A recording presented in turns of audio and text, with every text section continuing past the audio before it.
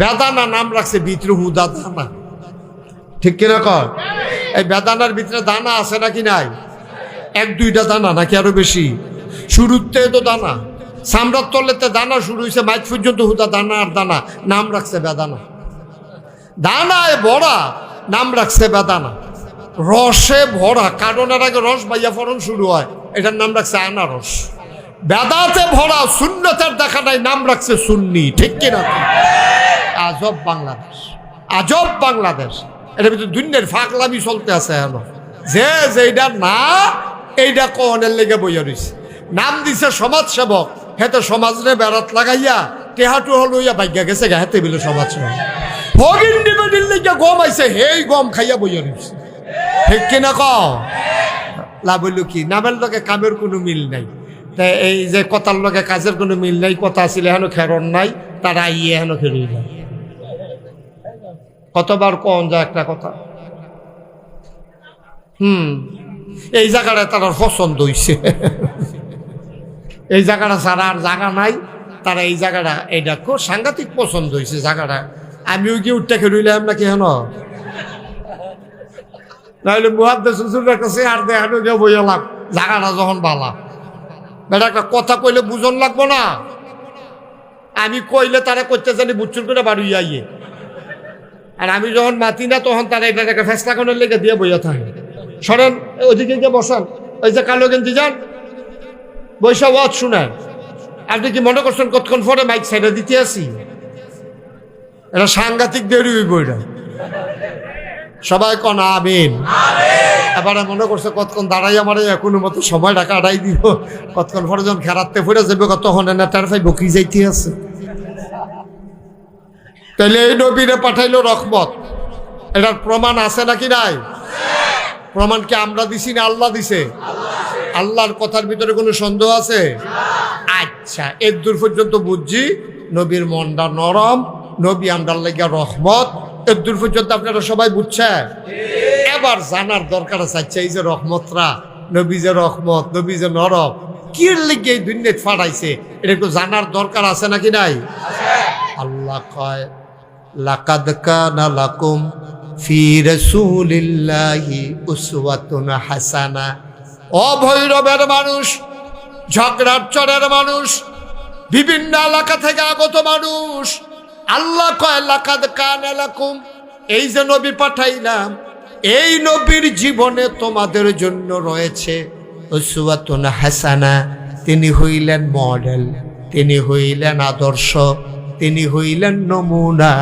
তুমি কথা বলবা কেমনে, তুমি খাইবা কেমনে, স্ত্রীর সাথে তোমার সম্পর্ক হবে কেমন, ছেলে হিসাবে তুমি হবা কেমন, তুমি বাপ হিসাবে কেমন, তুমি নাতি হিসাবে কেমন, নানা হিসাবে কেমন, তুমি রাষ্ট্রপ্রধান হিসাবে কেমন, তুমি সাধারণ নাগরিক হিসাবে কেমন, তুমি ব্যবসায়ী হিসাবে কেমন, তুমি মানুষের বাড়িতে কাজ করা লোক হিসাবে কেমন, সবগুলা নবীজির মাধ্যমে আমার আল্লাহ তাবারক ওয়া তাআলা আমাদের জন্য শিখিয়ে দিয়ে গেছেন।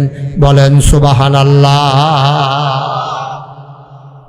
নবীজি শিখিয়ে দিয়ে গেছে, এই তোমরাও তো বিয়া করবা, তোমরাও তো সবাই স্বামী হইবা, তোমরা স্ত্রীর সাথে কি ব্যবহার করবা তোমরা পড়বা।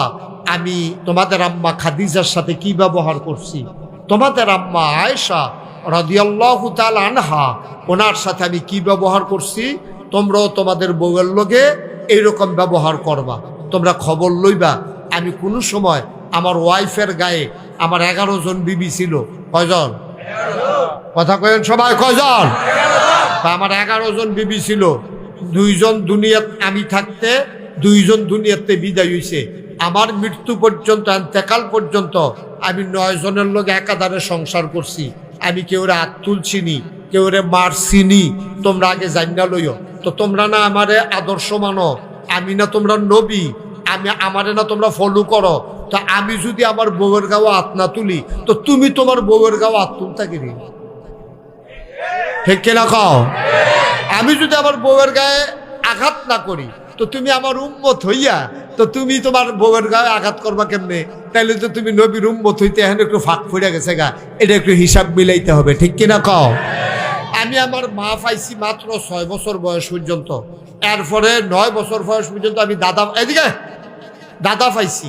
এই 6 বছর আমি আমার মার লগে কি করছি তোমরা একটু খবর লও।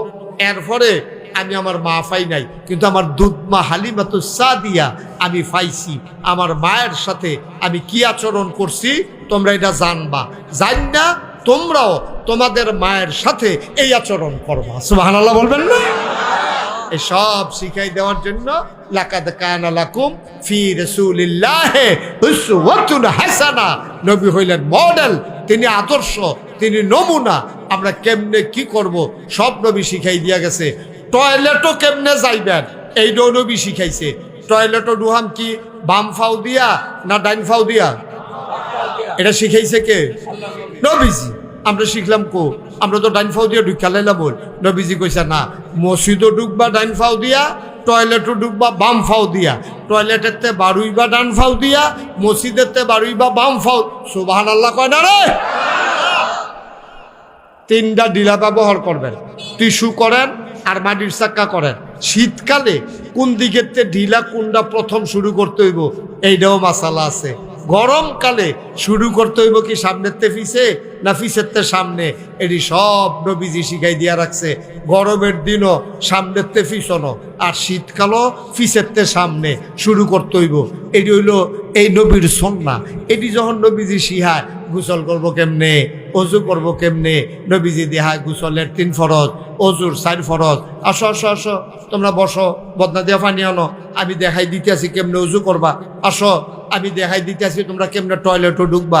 লুঙ্গি কি বাইরের তালগি দেওয়া শুরু করবা না ভিতরে কি আলগি দিবা, এটাও তোমরা শিখাই দিতে আসি। আমরা তারা তো ফেসাব করবো, ওই ঘরের তে লুঙ্গি আলগি দেওয়া শুরু করছে। ফেসাব খানার যাইতে আছে বেড়ায় আসেনি রে কারবা। এবার এই যে লুঙ্গিটা গলার পান জ্বালাইছে না, এটাই তো কপালওয়ালা। আহারে মুসলমান, যতটুকুন দরকার এতটুকুন টয়লেটের ভিতরে গিয়া